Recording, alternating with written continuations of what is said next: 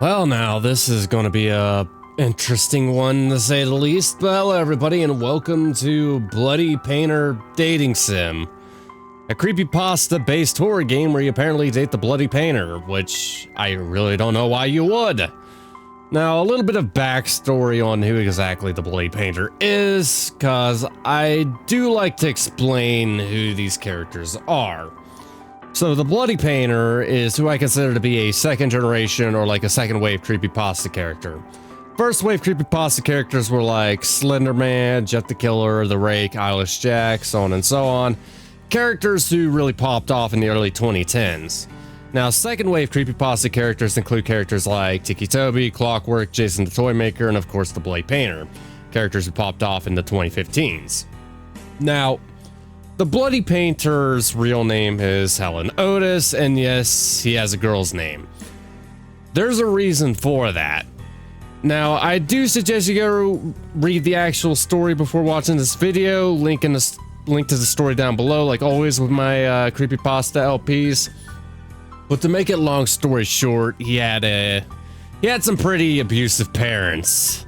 And due to other unfortunate circumstances in his life, that would eventually lead to the degradation of his mental health, culminating into him finally snapping and becoming a serial killer. Now, Helen is often described as a very artistic person who really loves art. Now, usually with creepypasta killers, they always have a shtick. Take like Jet the Killer, for example, with his catchphrase, go to sleep, and his love of carving smiles onto people's faces.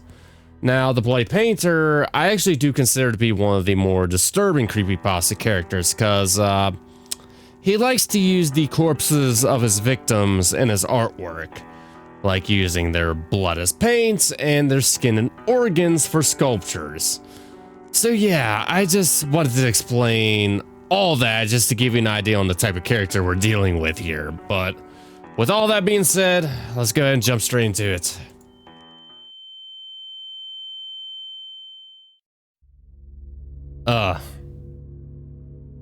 With a severe headache, you wake up in an unfamiliar place.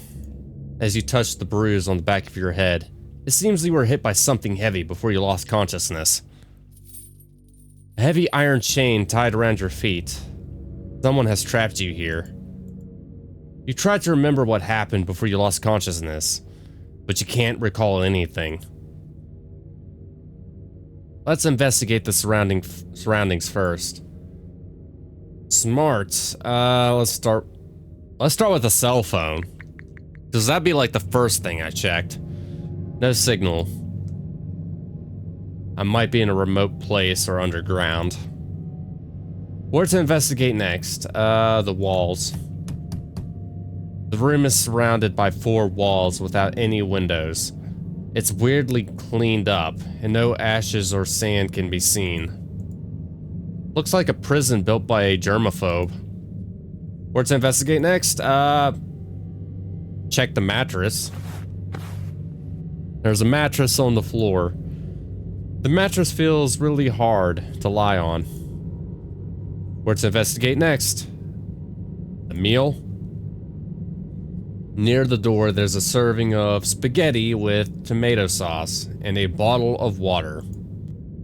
Also, a round plastic fork that's completely harmless was thoughtfully attached. That's not a fork, that's a spork. Oh well. It's still warm. It feels like it was sent here not long ago. Where to investigate next? The door. You peek through the keyhole, but you see nothing outside. I wonder where I am. Where to investigate next? Well, there's really nothing else to investigate, so end investigation. What's the next move? Listen closely. You can't hear any sound other than your own breathing. The soundproofing in this room seems particularly good. Yell for help? Nobody answers. Knock over the meal. Are you sure? Yes. You make the room messy and dirty with food. That spaghetti sauce looks more like blood. I guess sleep. You lay on the bed. You try to sleep under this condition. Maybe it's the fatigue caused by nervousness. Would you still fall asleep? No. You open your eyes after hearing some noises. Yep, there he is. The man himself. A tall man wearing a mask is squatting on the ground and looking at you with his head tilted. He looks extremely displeased.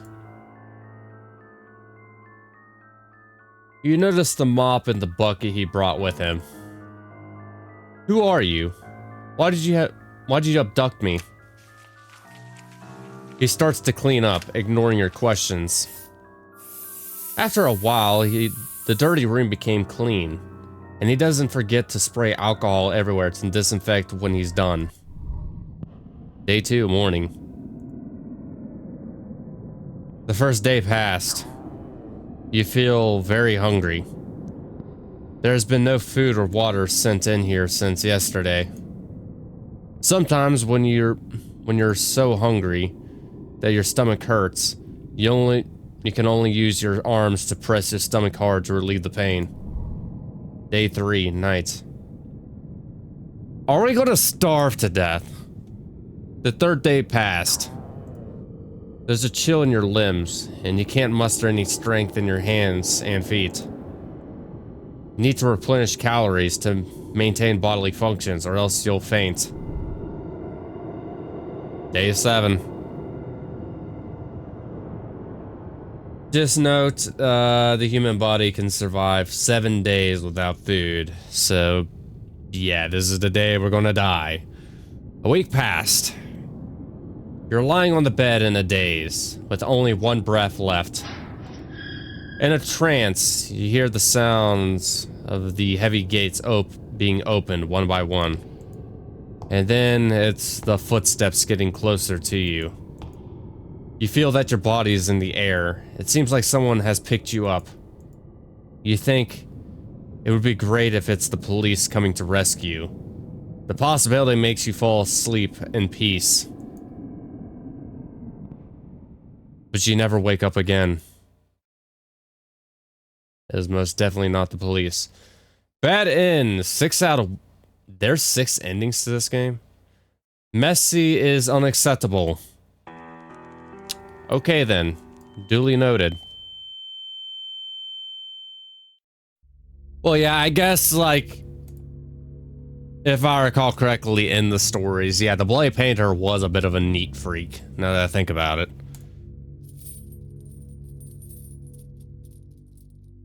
I really need to reread his story, though. It's been like a couple years since I read The Bloody Painter. I do like remember a lot about it, but I definitely need to go back and reread it. Go straight to sleep. You lay on the bed. You tried to sleep under this condition. Maybe it's the fatigue caused by nervousness, but you still fall asleep.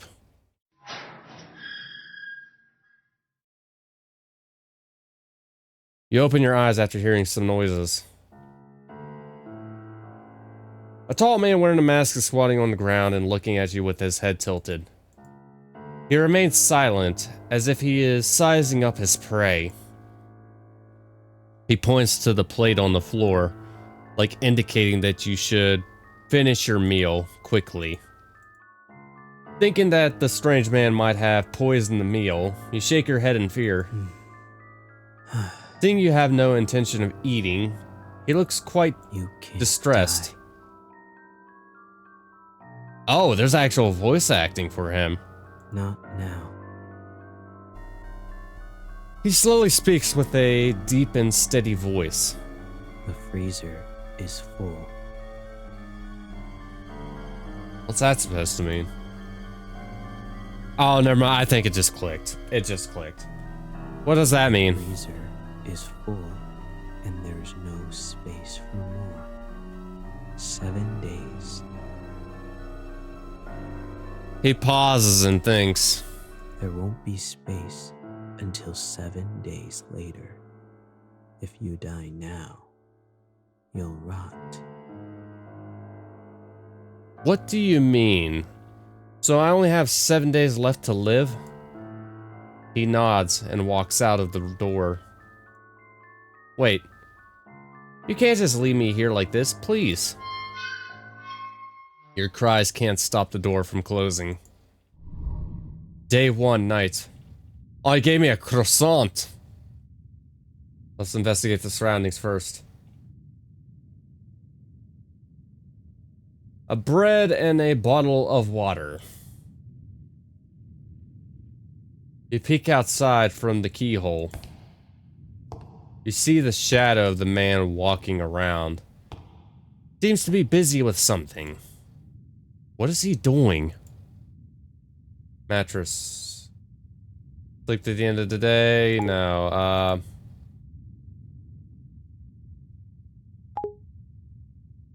really? I can't really do anything here?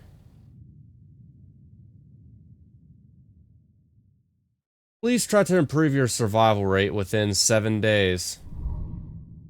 Day 2, morning. Let's investigate and look around. Empty plate. You check the keyhole. You seem to see something. You see that there is a vague figure at the end of the door.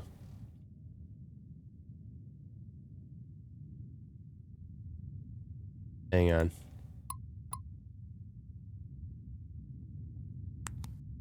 Go ahead and save it. Yell for help? Help! After yelling for help, you finally realize what that is. That is an artwork made of the human body, not a human being. Oh! You hear the door open. You slowly push the door, and there is no trace of the strange man. First, you go into a room with a large freezer, sink, and operating table. Then you open another heavy door. You find yourself in a room full of glass display jars. The jars are all filled with specimens made from human body parts. It's like you're in an art museum. Could it be that he wanted to freeze me as material for specimen artwork? You're thinking? You seeing this scene?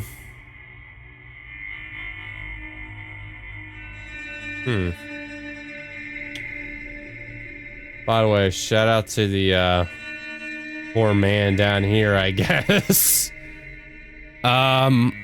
Okay. So he's probably watching us right now. So we can either run away, yell fuck, or admire the artwork.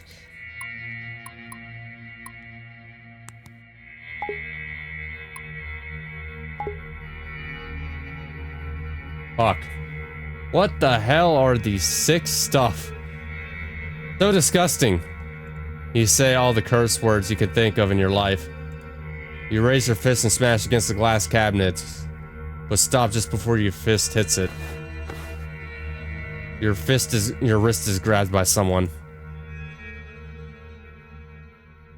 Before you realize it, the man is already standing behind you. The last thing I welcome is an uneducated person like you. Yep. You feel a twinge in your abdomen. Abdomen. I don't know why I got tongue-tied there. And then the red warm liquid flows out. He kills you, and he cleans up the scene carefully. After dissolving you with strong acid, he buries you in the garden.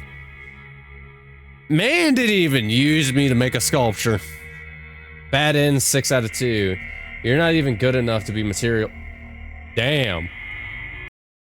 The disrespect, man. The disrespect.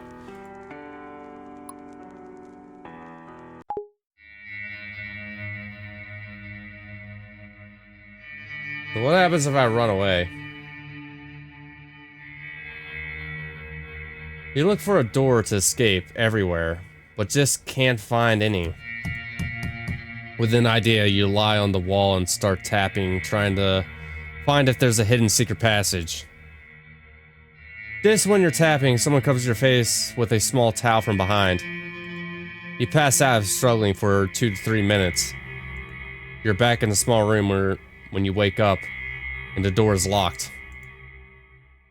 There is no such chance ever again after that. You can only eat the meal he sends every day and wait for the 7th day to come.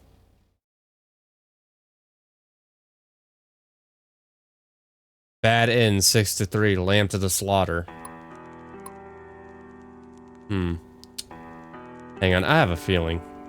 Let me load back here. Observe quietly. You sense something wrong and realize what that is after narrowing your eyes. That is an artwork made of a human body, blah, blah, blah. Okay, he still sees us. Ah.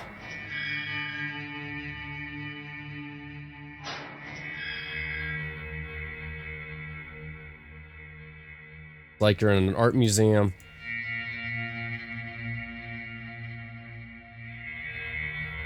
So admire the artwork. You look around and admire his work with relish. You look at them for 15 minutes straight. Interesting. You hear a voice coming from the corner.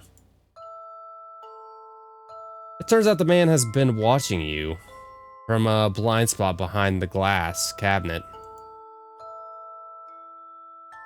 I like them, they're so beautiful. The man goes silent with his head tilted for a couple of seconds. After hearing your comment, he seems to be thinking about something. Don't you consider it cruel or bloodthirsty to them? No. I feel nothing at all. You're such a weirdo.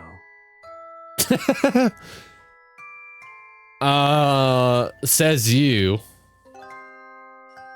Mr. I turn people into fucking sculptures. You think, aren't you talking about yourself? Yeah. It's like the pot calling the kettle black. After you have a tour in his display room, he locks you back in the small room you were in. You go to sleep and end the day. Your survival rate increases. Day 3, night. Until noon, you don't see breakfast or lunch being delivered. You're already starving. You are waiting for him to bring dinner, but what you get is not dinner. Instead, you hear the door was opened. A light shines through the crack of the half-open door, looking like an intriguing invitation. You open the door and walk into that light. You first arrive at the room with the operating table outside of the door. But this time, the operating table is not empty. There's a defrosted human corpse on it. The man pops out of somewhere. He unties the iron chains from your feet and hands the surgical knife in his hands to you. First, where do you think the first cut should be? Oh. His voice tone sounds cold, like the kind of teacher who gives students hard questions on purpose.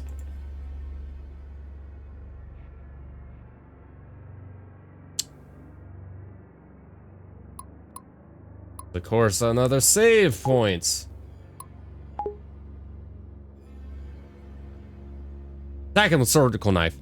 You turn around quickly and try to stab him with the surgical knife. But he seems to already know what you would do. Seems to already know you would do that and holds you down quickly. You are indeed pretending. He locks you back in the small room you were in. There is no such chance ever again after that.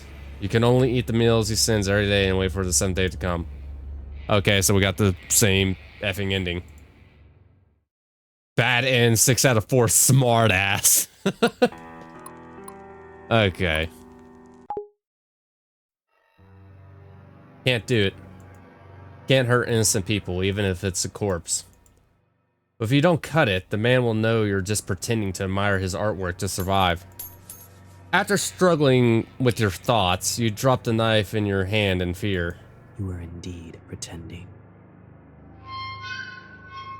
It locks you back in the small room you're in.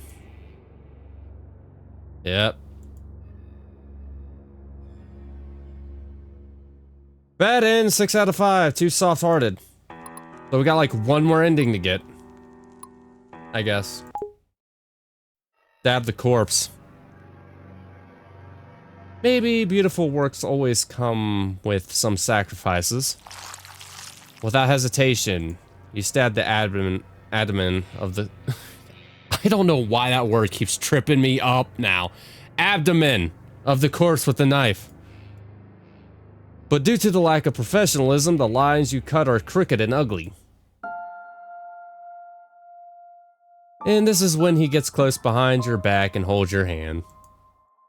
You're both holding the surgical knife like you two are cutting a cake together. With his hand, the lines you cut become smooth and clean. Like, after all, he's an artiste. You can smell an ocean perfume on him due to how close you are. It seems to be sprayed to cover up the smell of formalin? What? You can feel his warmth with your back, but his fingers are a little cold. He's focused on cutting the corpse and your hand keeps moving under his lead. He could have killed you or ignored you, but he didn't. You started to speculate on the purpose of his behaviors. Could it be that he wants someone who can ignore the cruelty and process and understand him? You think? After the happy creative time ends, you're locked in the room you were in. You go to sleep to end the day. Day 4, noon. Until noon, you don't see breakfast or lunch being delivered. You're already starving. You notice that something is shining at the corner. A key. It seems like the man accidentally dropped it last night. You open the door with the key. You go past the operating table, where you two spent creative time together last night. The display room. Then you discover that there are unnatural, uneven marks from one wall to the corner. You find a trap door. After pushing the trap door, you see a normal basement storage room. At the corner of the storage room, you see a stair. You see a stair that goes up. I think it should be staircase. It turns out that this is really an underground secret room. Hidden layer by layer with trapdoor. No wonder the sound insulation is so good. You walk up the stairs and see a heavy wooden board. You push it hard. What catches your eye is the interior of the cozy cabin. Then you realize the heavy wooden board you just pushed is the back of a bookcase. You look around and find that there are insect specimens everywhere in the cabin, and there's also a reindeer head specimen hanging on the wall. Then you walk into the living room. See a young man with a handsome face and pale skin lying on the sofa. The ocean-scented perfume and the faint smell of formalin emanates from his body. It's him. He is the masked man who kidnapped you, but he is not wearing a mask at this time. His sleeping face has a ferocious expression, his neck is sweating, and he seems to be trembling. It looks like he's sick. At this time, you decided to... Okay, we probably have like 2 endings here.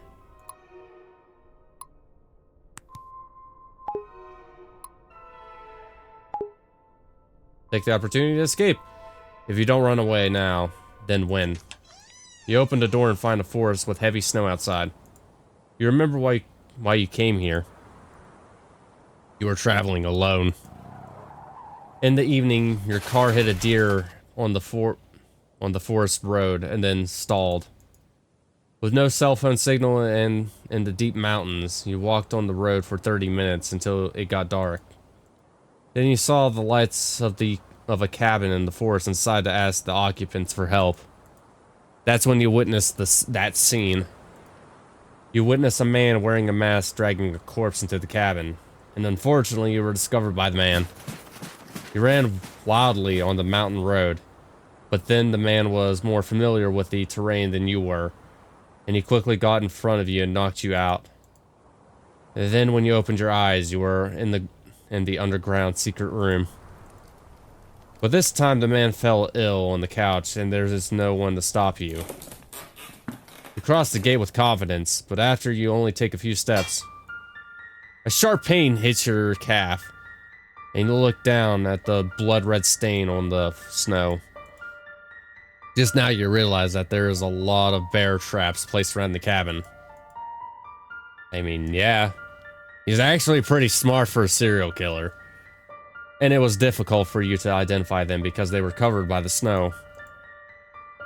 The unstable pain makes you fall towards the snow in front of you, landing on another bear trap. As more bear traps are triggered, you are no longer you. You are an unrecognizable piece of flesh. The snow is dyed with brighter red, and you can only wait for the wolves to eat up your remains.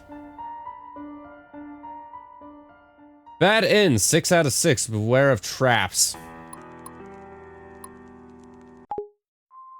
They take care of him.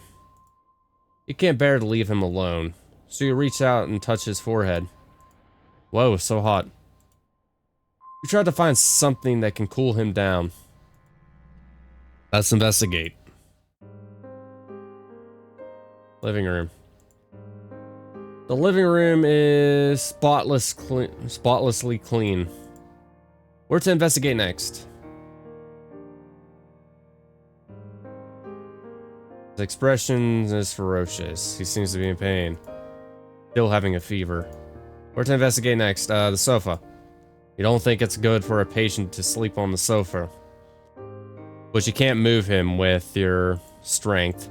Where to investigate next? The specimens. It feels like he did them all. The workmanship of these specimens is exquisite. Where to investigate next? Photo frame. There's a photo frame on the shelf. It's a photo of him standing at the entrance of the Judicial Mental Hospital with a man in a doctor's robe. Where to investigate next? Okay, yeah, that actually comes from the story, because originally, like, when he snapped, he wound up, like, killing 17 people. But he was, like, convicted for insanity. So he just kind of, like, while he's, like, in this mental ward, he kind of, like, played it off that he became sane. And then when they finally released him, he wound up committing more murders. And he ended up, like, running off. I guess this is where he kind of ran off, too. At the end of the story. Shelf. Cocoa powder. There's a jar of cocoa powder and a cup on it. Let's make him a cup of cocoa. Where to investigate next? Locked box. There's a box with the combination lock on the shelf. Where to investigate next? Bookcase. You find some of his profile files on the bookcase. Name, Helen Otis. Yep. Gender, male. Birthday, October 1st, 1980. Where to investigate next? Hang on.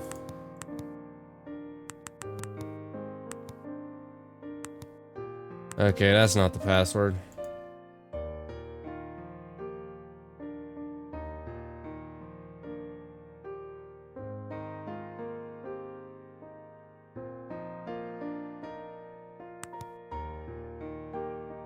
Head into the kitchen. The kitchen is spotlessly cleaned.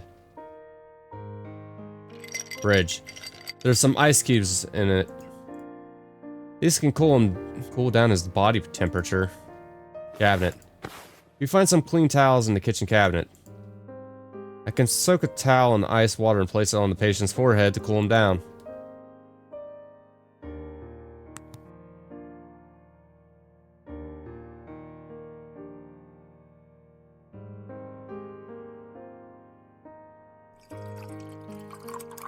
Yeah.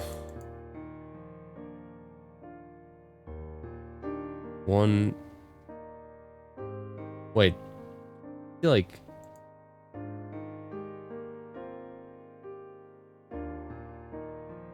How many numbers can I put in this?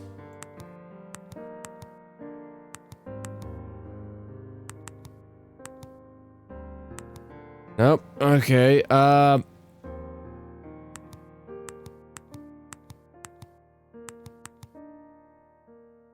figure out here in a little bit.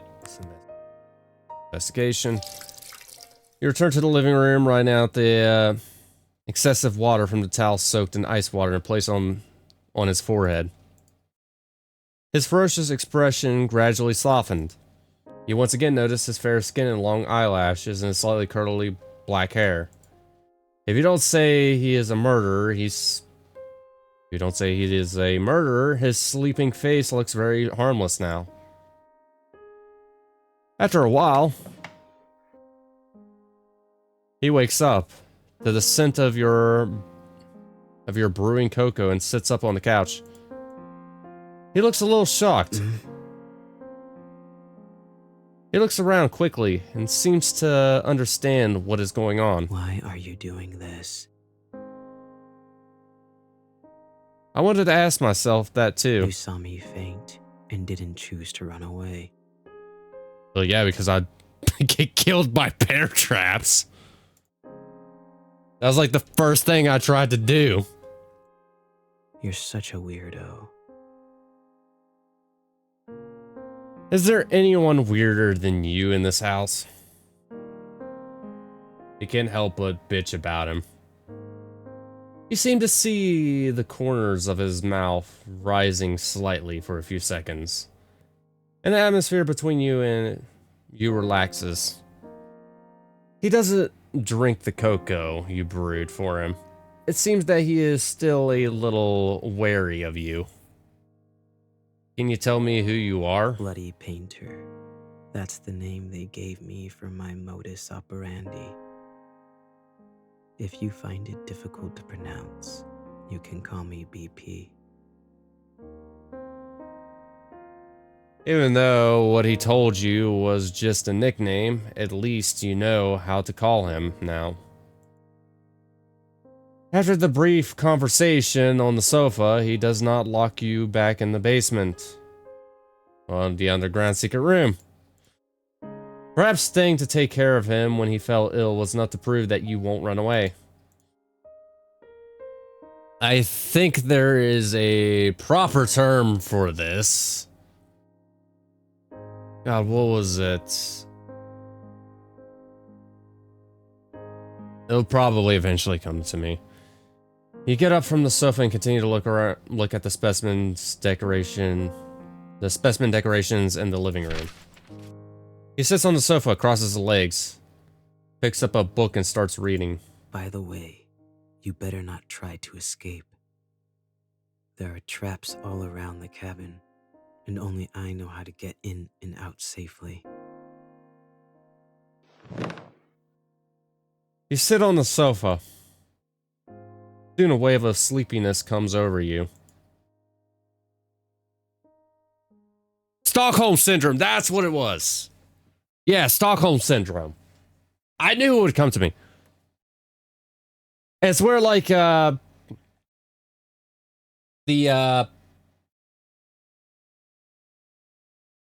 capture Like the like a captured person, or like a I was I'm trying, my mind is like drawing a blank right now. Hostage, like the capturer or the hostage, kind of like falls in love with like the capturee. It's like a weird mental thing somebody could have.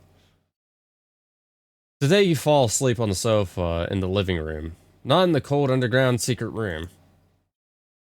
Your survival rate increases. Day 5, morning.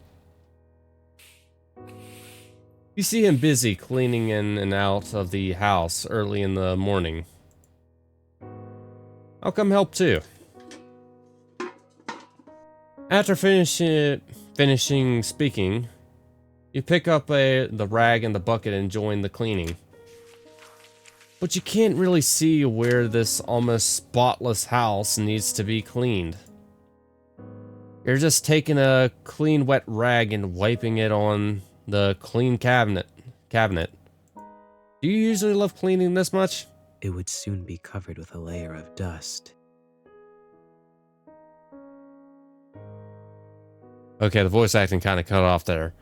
It'd be clean like this 1 or 2 times a week. Otherwise, it would soon be covered with a layer of dust. Although he doesn't talk much, his tone and voice gives you a gentle feeling and don't make you feel nervous. You climb up the short ladder and wipe the high cabinets with a rag. Suddenly, a cockroach crawls out from the crack in the cabinet. You are so frightened that you lose your balance and fall backwards. You close your eyes. But what you get is not the pain of falling to the ground, but a warm feeling.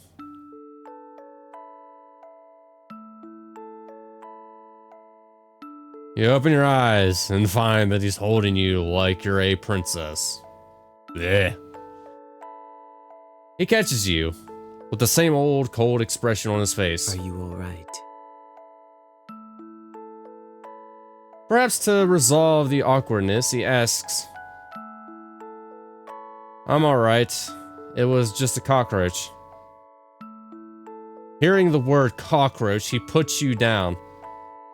He takes 2 steps back from the cabinets you just wiped, and then says calmly, Don't come near here yet. Why? It's dangerous. Huh. You can't help but chuckle at the thought of a murderer being afraid of a cockroach. Fine, whatever you say. The interaction just now makes you feel a little warmth from the cold murderer. At least you see more of his reactions and expressions. This is a rare relaxation you have felt in these tense days. He could have let you fall off the ladder, but he rushed over to catch you. Somehow you feel that after these few days of getting along, maybe now you both have different ideas about each other than you originally had. Seriously, the fact that he also painted my man and hung it up on the wall too. Like, Jesus Christ. It was only a clear relationship between a murderer who wanted to hunt and a prey who was trying to escape. But now it has an extra layer of friendship, causing the interaction between you two have an indescribable sense of dissonance. What? Oh, dissonance. Whatever.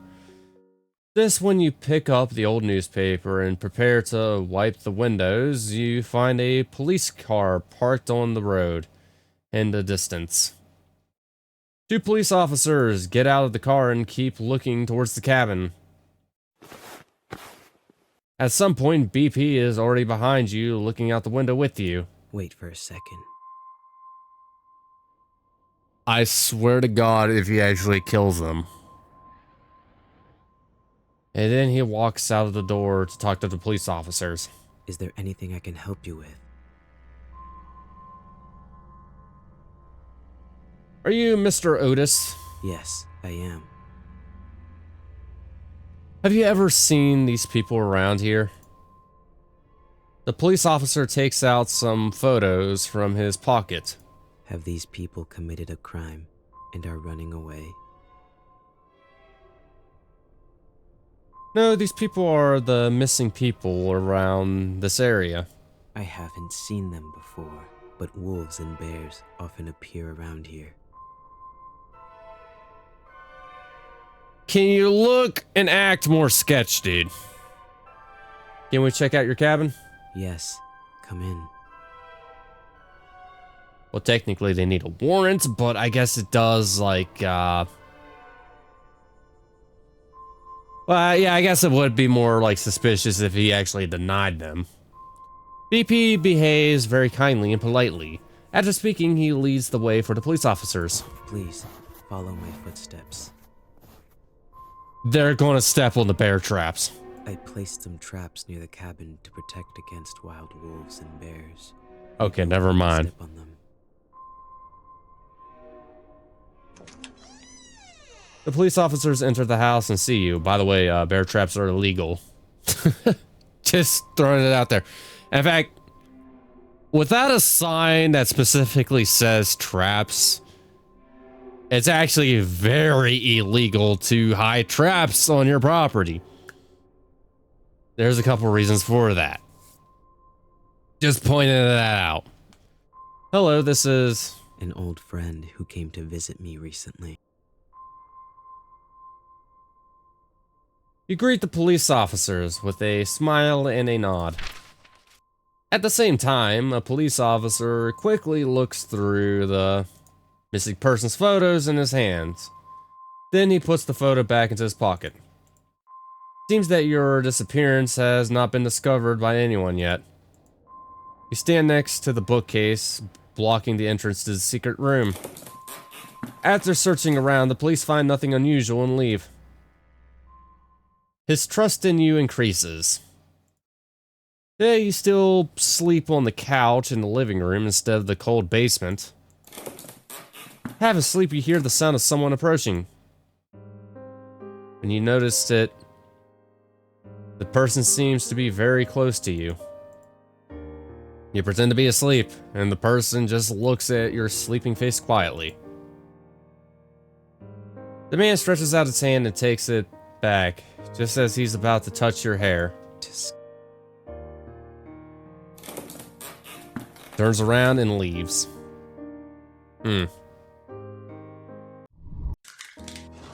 Well, we're on day 6.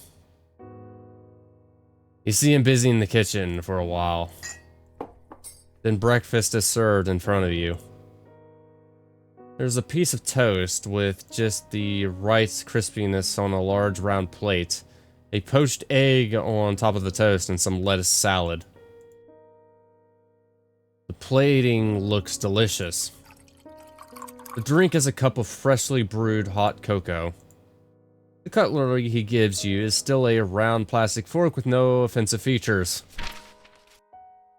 You sit at the dining table and start eating, while he sits on the chair opposite you and flips through the book. It's still snowing outside, and listens to the squeaking sound of the fireplace. The atmosphere in the cabin is particularly comfortable. As long as you ignore the fact that you are in the same room with a murderer who kidnapped you, everything is really relaxing. You look at him, who is full of mysteries, and some questions arise in your mind. And you decided to... I could ask loudly or I could ask carefully. Ask carefully. Can I ask you a question? What is it? Pick up the book next to you and read it. What are you going to do to me? About the plotting plans and conversation. What book do you usually read? Usually, I would read some anatomy and taxidermy books, but today is different. Of course you would. What are you reading today? The Truman Show.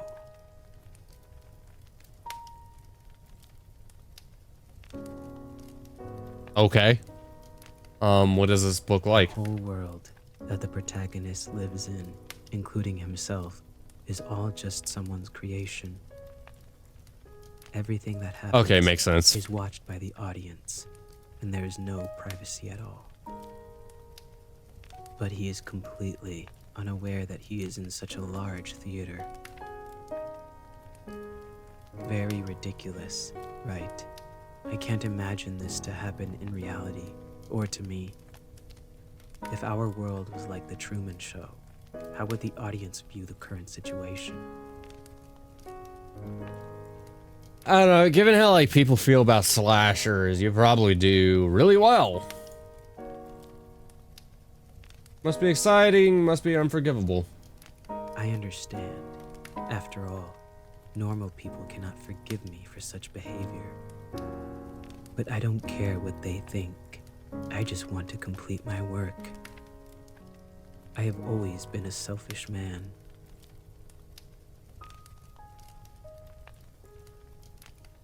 What work are you going to use me for? Yes, bravely. He looks up at you for a moment. I was going to make you into some kind of doll at first. Your eyes are beautiful, but if they are left alone, they'll become rotten and sunken. That is when I stick up a fucking middle finger and just tell you to go fuck yourself. I would like to dig your eyes out and put them in a glass jar and soak them in formalin to preserve them. Okay. Glass beads will be placed in the empty eye sockets to replace the eyes. You look very pleasing to the eye, so I would also like to keep the head intact.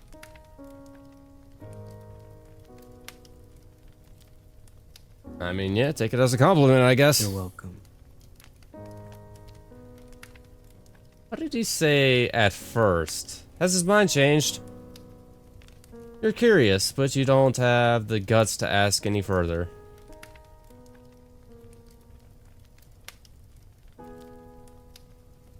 About potted plants. I saw many potted plants on the shelves in the living room, but why are they all withered? I have tried my best. I don't know why they always die. You pick up the book next to you and start flipping through. It's a book about the possibility of having a completely opposite version of yourself in a parallel world. Oh, multi-universal, multi-dimensional theory. Very interesting concept. If there's a complete opposite version of you, what do you think it would be like? Oh, that book. Let me think. Probably a guy wearing a burgundy coat and always having a smile on his face. Why is it a burgundy coat? Because I like blue. If he is the opposite of me, he should like red, right? Okay. In conversation. Day 6 noon. It's noontime. To thank you for making breakfast for me today, let me make lunch in return. He frowns at you with an expression like, are you out of your mind? Don't worry, you said there are traps outside the house. Only you know how to get in and out, normally. Even if I resist you with a knife, I can't escape. Okay, but I'll keep an eye on you. He still doesn't trust you. Stupid. Great. As for what to cook and the ingredients, well, a bad idea flashes through your head, and curiosity makes you ask. Do you eat human flesh? No, why would I do that? I just use human bodies as materials for making art, and I never think about eating them.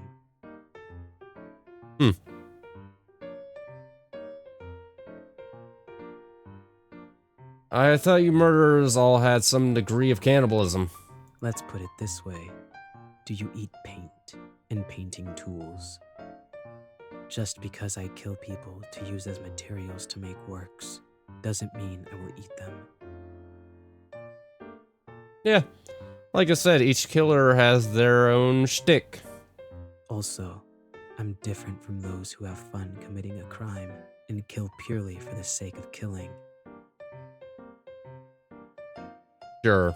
Don't confuse me with that kind of unprincipled guy. I wouldn't do anything unless necessary. You are here only because you witnessed the crime scene. I see.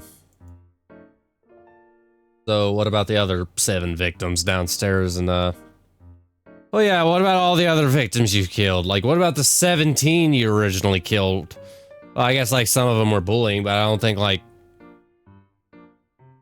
I don't know, it's just more and more questions. After hearing this, you decided to cook a common dish or cook a human meat dish. You look at the ingredients in the refrigerator. There are eggs, tomatoes, white rice, and some curry powder on the shelf. Okay, I've decided. Turn on the oven and start to cook. BP watches the entire production process rather than worrying about you escaping. He's more worried about you blowing up the kitchen. Soon after, a normal curry omelet rice was served. He stares at the omelet rice without saying a word. Don't worry, there's no poison. Weren't you watching the whole process? Starts to move after you finish speaking. He takes a spoonful of omelet rice and put it in his mouth. What do you think? It's surprisingly quite delicious.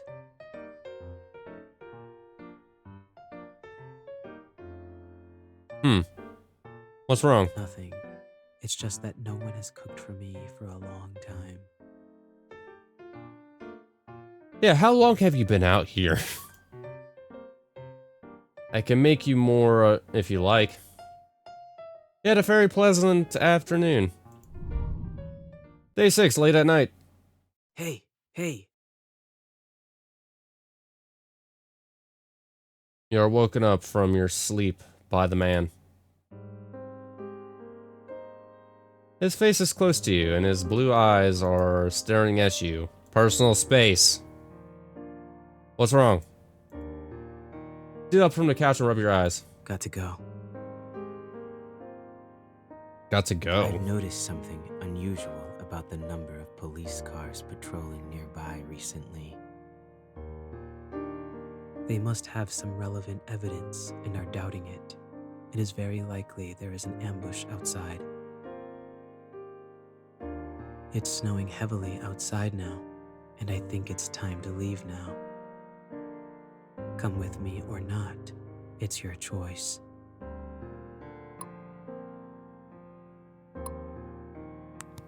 Go and save it.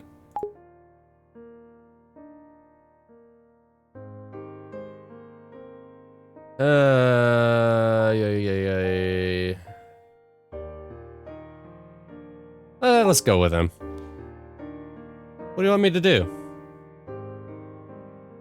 I'm fine with both choices, but I need you to look me in the eyes and tell me, what do you prefer me to do? You stare at his eyes. I prefer. He hesitates to speak and looks away, looking like he's thinking about something. Your behavior makes him a little panicked. He doesn't seem to be good at this kind of situation. You notice that his ears are flushed, and this unexpected reaction makes you want to tease him a little bit. What do you prefer me to do? I prefer. After a moment of silence, he slowly speaks. That you come with me. Oh yes, I'll go with you. Real Bonnie and Clyde. He tries hard to look you in the eyes and speaks his We'll thoughts. set off early tomorrow morning. Day 7. Follow my footsteps. You follow the shoe prints he leaves on the snow, and finally succeeds in avoiding the many traps around the cabin. Just as you're walking through the forest, you hear movement behind you. Freeze. In the snowstorm, several policemen who are lying in ambush chase after you. You ignore them and keep running forward. Bang! A gunshot shoots across the sky and you feel a pain in your left calf. You are shot. He turns to look at you, as if he's considering whether to leave you. Run. You yell at him, but he approaches you.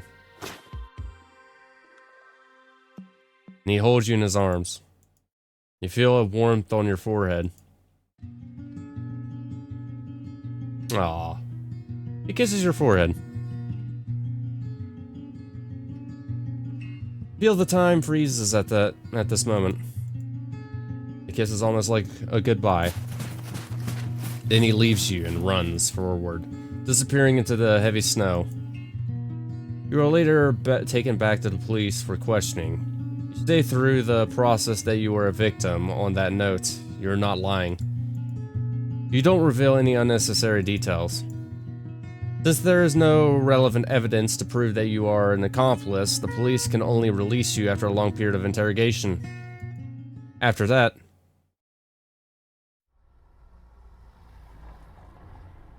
2 years passed. Now you live in a cheap little apartment. You live like an ordinary life, as if what happened 2 years ago never happened. Today is Halloween, and every household nearby has put some thought into making decorations. But for you, it's just another day at work. When you return to your apartment after getting off work in the evening, the strange thing is that as soon as you open the door, you feel a gust of wind. You remember that you closed the window before going out. Just when you are about to close the window, find a gift left by someone on the table next to the window sill. A red rose. You don't know why, but you have a feeling that BP has been here. Every Halloween after that, you receive a rose at your residence. It's like a once a year greeting. Although he says nothing, the rose seems to tell everything.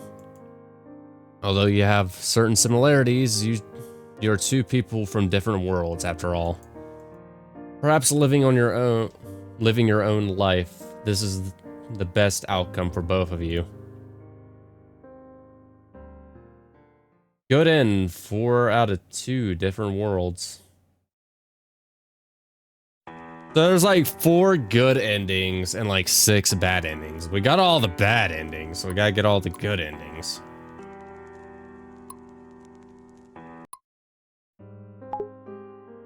Hey, I want to stay and live a normal life. You think that this crazy journey should not go on anymore? Okay, I understand. Suddenly his face slowly moves closer to you. Just when he's about to touch you, he takes a piece of cloth and covers your mouth and nose hard. After swallowing hard for 2 to 3 minutes, your consciousness gradually becomes blurred. When you open your eyes, you're back in the basement again. You are tied to a chair and you can't move your body. You try to break free, but you fail. The rope is tied very firmly. You hear someone's footsteps getting closer to the door. The door opens. He walks in slowly, holding something behind his back. He moves closer and closer to you until he's at your ear. You can hear his breathing and your own heartbeats. You close your eyes out of fear. You can feel that he's scratching your skin softly with the back of a knife, and the cold metal stimulates your nerves. His palm is holding the back of your neck through his glove, as if he is studying your face and thinking about where to cut it. Fear boils inside you, tears filling your eyes unconsciously. Suddenly, he fiercely holds up the back of your neck, forcing you to look at him in his eyes. He slowly speaks with a soft tone in your ear. If you stay here, you might reveal my information to the police.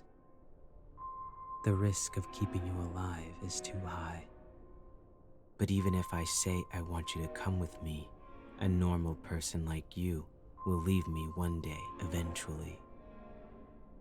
I quite like you. And if it's you, I would like to turn you into a work. and put you somewhere I can see you every day. It's you who made me realize that I might be more selfish than I thought. Don't worry. I'll saw your head off as material for artwork and visit you every day. Thank you for spending these few days with me. I felt quite at ease. We'll have more time to spend together in the future.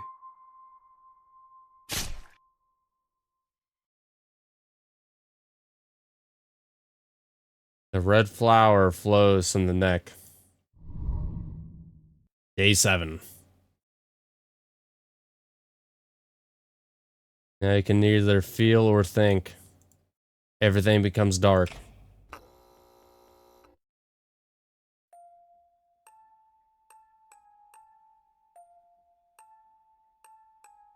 What the fuck? Your body and your skull are separated. He finds a new place after he takes your head and leaves the cabin. He carefully makes your head into a specimen, and your eyes are replaced with glass beads. You are made into a beautiful but also creepy doll, and he visits you often. You become his favorite work. You are with him forever in the form of art.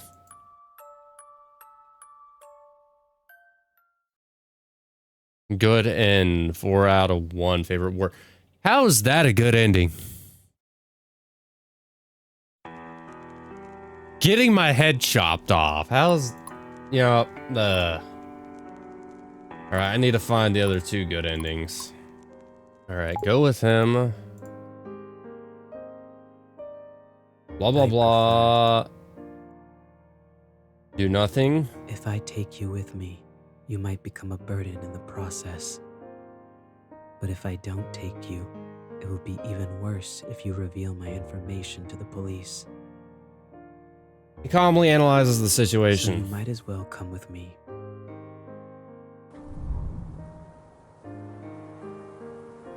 Follow my footsteps. You follow the shoe prints, he leaves on the snow and finally succeeds in avoiding the many traps around the cabin. Just as you're walking through the forest, you hear moving behind you. Breeze. In the snowstorm, several policemen who are lying in ambush chase after you. You ignore them and keep running forward. Bang, a gunshot shoots across the sky and you feel a pain in your left calf. You are shot. He turns to look at you, as if he's considering whether to leave you. He approaches you. And he holds you in his arms. Then you feel a pain in your back. The hand he is holding around you from behind has a sharp blade. He pierces your body with that sharp blade over and over again until you lose consciousness. Everything became dark. Until just now, you realize that you chose to follow because he and I are the same kind, or I want to follow him. I think I want to follow him. You wake up from a nightmare and you are lying on a comfortable bed. You look around and find yourself in a cozy looking room with specimens hanging on the walls. Are you alright?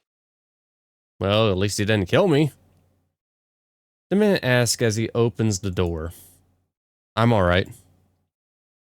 2 years after that.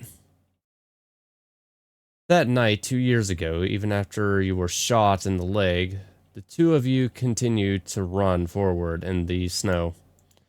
Fortunately, the wind and snow were strong enough to cover up your whereabouts, so you were not caught up. After that, you come to another remote mountainous area and rented another cabin to settle here. If you're fine, get up quickly. I will need your help in today's creation. Yes, teacher. Oh, of course. He's got an apprentice. Okay. Iron in the blood will trigger a luminal reaction. Any area with bloodstains outside should be wiped with hydrogen peroxide at least 3 times. Wiping blood-stained areas with hydrogen peroxide reduces the luminescence. But when it's dark, it still glows obviously to the naked eye. So, try not to leave bloodstains anywhere other than the basement. Got it. Good girl. You're learning fast. He teaches you carefully, every step and every detail.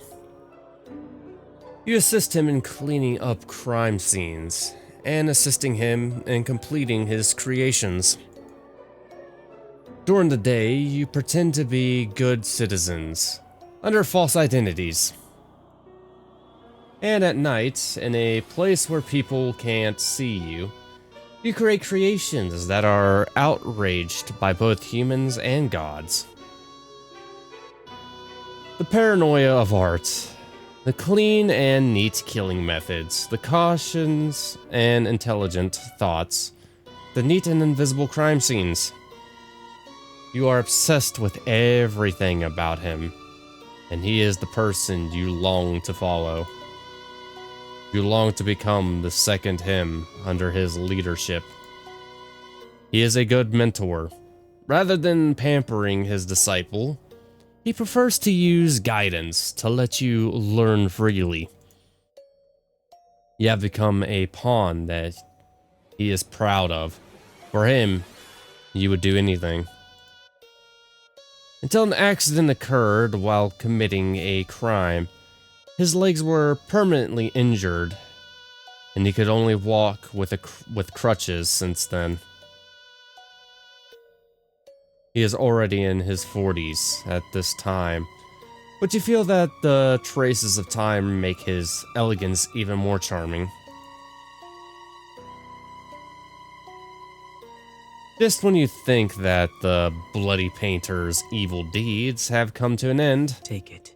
I have nothing left to teach you. Teacher, what do you mean by that? You seem to like this mask very much.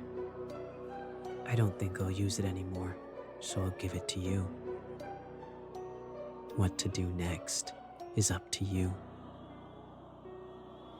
He gives his mask to you. You look at the mask in your hand and seems to understand the meaning of the teacher's words. You think to yourself that maybe your encounter with him years ago was just for this moment. I won't disappoint you. The legend continues. It pretty much passes the torch. Good end, 4 out of 3, Master and Disciple.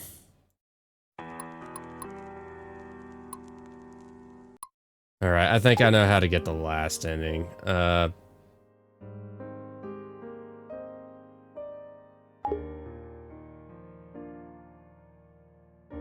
prefer.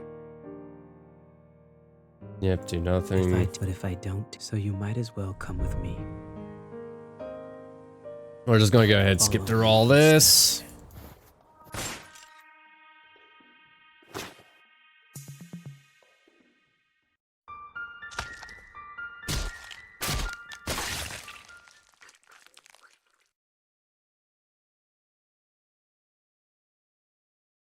He and I are the same. Go from nightmare, you're lying on a comfortable bed. You look around and find yourself in a cozy looking room with the specimens hanging on the walls. Are you alright? Man, as he opens the door, I'm alright. 2 years after that, that night 2 years ago, even after we were shot in the leg, the two of you continued to run forward in the snow. Fortunately, the wind and snow were strong enough to cover up your whereabouts, so you were not caught up. After that, you came to another remote mountainous area and rented another cabin to settle here. I heard someone talk very frequently in her sleep. I was just having a nightmare. He sits on the edge of the bed and strokes your cheek, his forehead touching yours, gently. Don't worry. There's nothing to be afraid of. There's nothing more dangerous than me here. He is right. If you are just an ordinary person, you should be worried about the murderer living under the same roof as you now, rather than a nightmare. But you are not an ordinary person. You are as cold-blooded and emotionless as him. You are equally evil, but this makes you both find a sense of belonging in the other. Living with others made him feel uncomfortable at first, but living with a crazy person like him doesn't make him feel uncomfortable.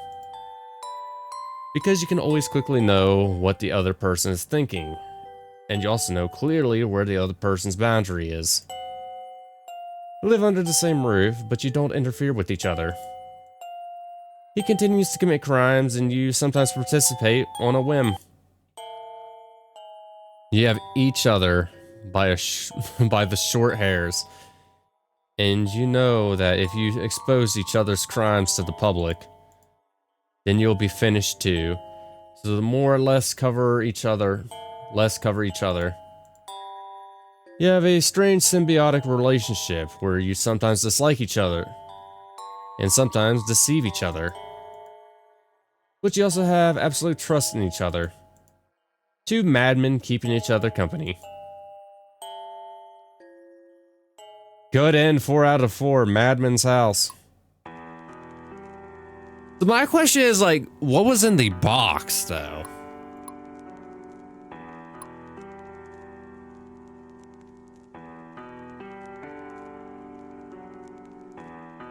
Okay, so these are all the scenes. I need to figure out what was in that effing box. Hang on. Oh, 1001. That.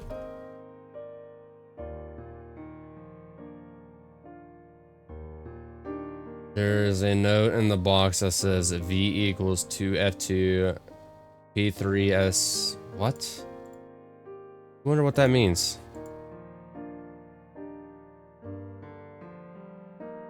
I am like so confused. What the hell?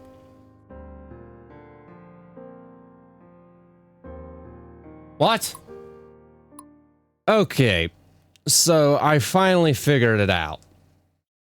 Apparently, that code we found was essentially a link that took us to the developer's YouTube channel, I guess. Goddamn, 3 years ago. So he posted this video that's supposed to be about the Bloody Painter, so I don't know. We can go ahead and check it out.